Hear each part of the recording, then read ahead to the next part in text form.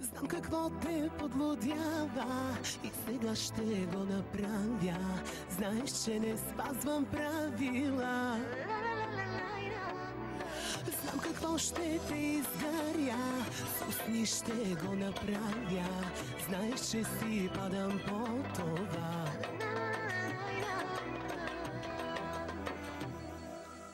Уважаеми зрители, намираме се на едно сатенено легло, заедно с един много млад и амбициозен изпълнител, Саранди. Здравей! Как се чувстваш и защо, първо ти да кажеш, защо се намираме на това легло? Здрасти, Марги. Намираме се на леглото, на което бе заснет моя първи видеоклип. Много провокативни сцени, много горещ клип. Това общо взето. И се радвам, че те виждам. Всъщност на това легло по време на клипа има 6 статисти, нали така, полуголи, които са върху теб, около теб и навсякъде, където се сети човек. Как дойде тази идея? Търсиш ли скандала?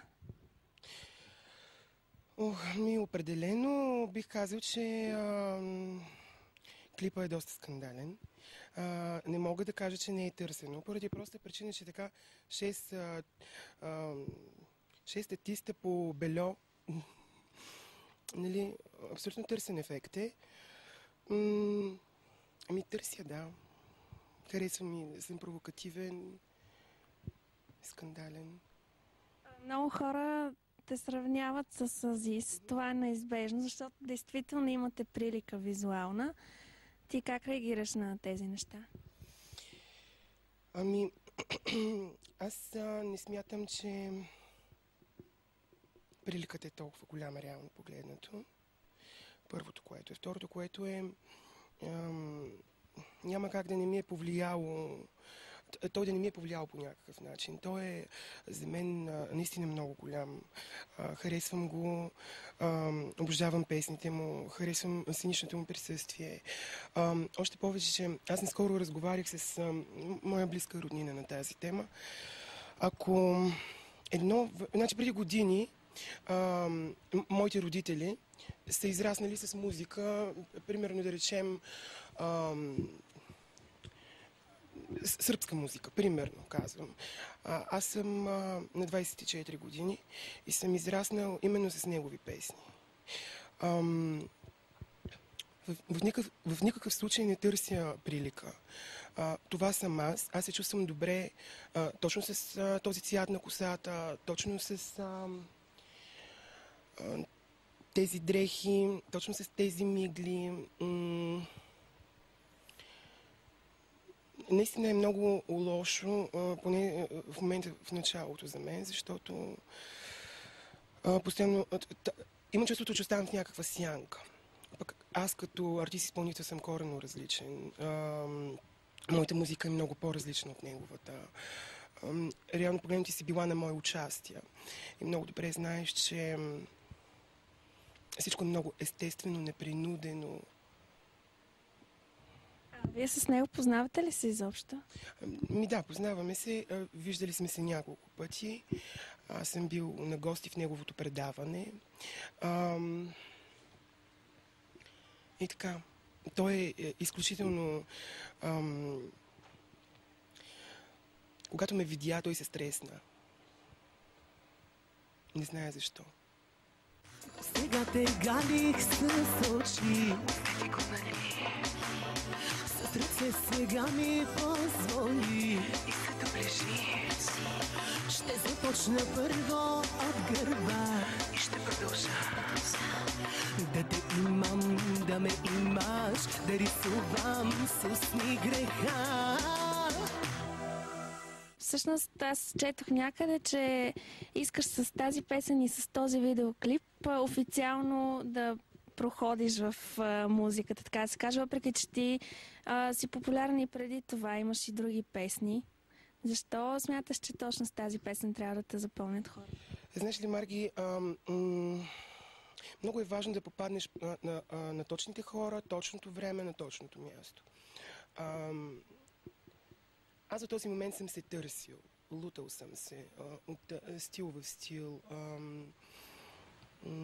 За мен, аз не пея само поп-фолк, пея всякаква музика. Много добре знаеш ти специално, че имам участие в реалити формати, които са с музика, нали, на музикална тема. Там съм доказал, че мога да пея и не само поп-фолк.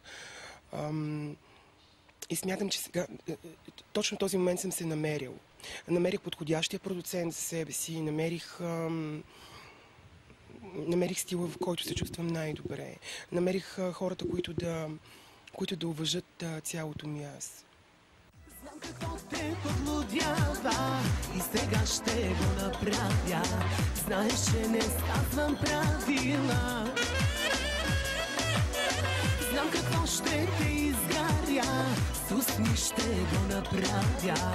Знаеш, че си падам по това.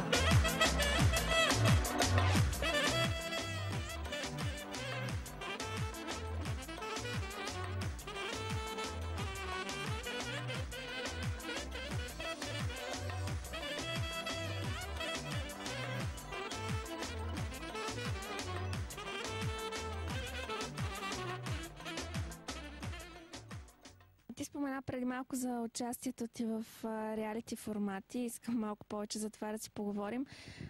Всъщност ти си участвал в няколко такива, в най-известните в България подобни формати. И журито те хареса. И публиката също. Какво обаче стана така, че не можа да продължиш много напред? Истината е следната. В първия музикален формат, който съм участвал, там журито беше много аз да остана, публиката също. Просто може би не издържах психически. Това е истината. Според мен един артист-изпълнител трябва да има абсолютно спокойствие. Нашата работа е много тънка материя. Ние трябва постоянно да сме спокойни, за да може да вдъхваме това настроение, което е необходимо. За да изпееш една песен, ти трябва да, според мен, трябва да изпееш с чувство. Трябва да я направиш все едно пееш от душата си. А когато си по такова голямо напрежение, просто не виждам как можеш да се справиш добре. И това е истината. Първия формат го напуснах доброволно. За втория формат, там нещата просто бяха супер нагласени. Задкулисно се знаеше абсолютно всичко. Сега тук, като сме тези сатенени чаршафи, ти като личност, която не се притеснява да говори за каквото и да е, кой мачка твоите чаршафи?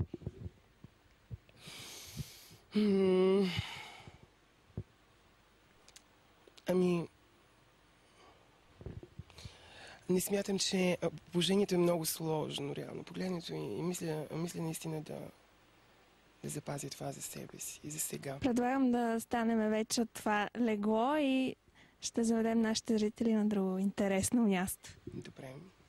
Затвори очите си сега, да докажа любовта. Ще е пълна изненадата и граничи сладостта. Точно тук спира ти дъха. Искаш ли да продължа? Да те имам, да ме имаш, да изпивам с усни греха. Виждам едни много симпатични мъже, които са около теб във видеото. Разкажи малко повече за тях. Всъщност те участват и във видеоклип на Азис, нали така? Да, едното момче участва в един от последните видеоклипове на Азис. Какво да кажа, те са красиви мъже, но има и красиви жени в клипа. Гледали сме да има баланс. Всички са ми приятели, които са се снимали в клипа. Въобще беше много забавно. Няколко часа ние просто се забавлявахме. В клипа няма, още веднъж казвам, нищо непринудено. Всичко дойде толкова естествено, колкото даже малко ме притесняваше. Да не продължи след заснемането на видеоклипа това в легло? Помежду другото, не.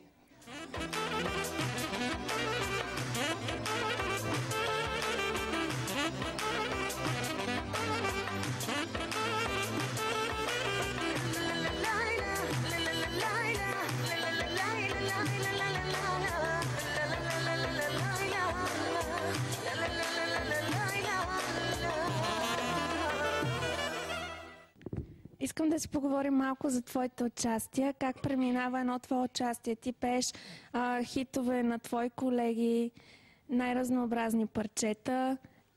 Разкажи малко повече за това и всъщност имаш ли някаква по-специална подготовка преди участие? Ами да, имам подготовка относно грим, сценичен туалет. Може би това го правят абсолютно всички колеги. По-специална подготовка не бих казал, някаква такава, примерно някаква церемония да имам. Страшно много харесвам Бюлен Търсой. Това е един изпълнител, турски изпълнител, който в България е слабо популярен. Стремя се да се доближа малко до този дух, който той носи на негови участия. Като цяло изпълнявам всякакъв... репертуара ми е доста богат. Пея, освен че имам няколко мои песни, които си изпълнявам на участията си. Пея песни на колеги. Това е общо взето. В смисъл, много ми е трудно да говоря за собствената си работа, за това как протича мое участие. Поради простата причина, знаеш ли, има нещо много интересно сега, като се замисля. Знаеш ли, че аз не зная какво се случва всъщност. Много пъти съм питал след това как беше, как мина, добре ли се представих, поради простата причина, че аз не виждам хората. Аз влизам си в някакъв такъв мой си филм и си правя там някакви си... Влизаш в образ, тотално. Дори не виждаш какво се случва около теб. Не виждам какво се случва около мен на участие. Това значи, че се отдаваш напълно на работата, когато работиш. Да. Много хора се интересуват от финансовата част на кариерата на всички изпълнители. Ти добре ли печелиш от твоите участия? Ами, истината е, че нашата работа е на приливи и на отливи. Има си сезон, почти, би казал сезон, има месеци, в които се работи повече, месеци, в които почти не се работи. Аз специално не страдам от липса на участия, поради простата причина, че аз съм интересен за хората. Знаеш, аз пея абсолютно лайв, няма при мен плейбек. Като финанси не разчитам само на работата в България. Аз имам публика в Виена, Франция, Белград. Знам какво те подлудява и сега ще го направя.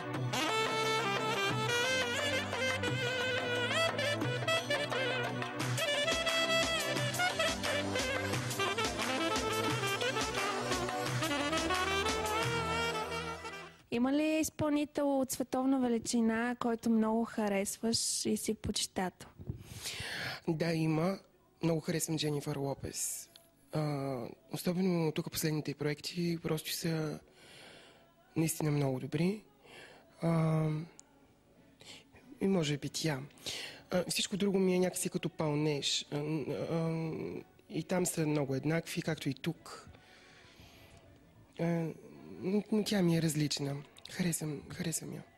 За финал да ни кажеш какво, въпреки че видеоклипът е съвсем пресен и нов, който пусна, да ни кажеш все пак какъв нов проект измисляш за своите фенове.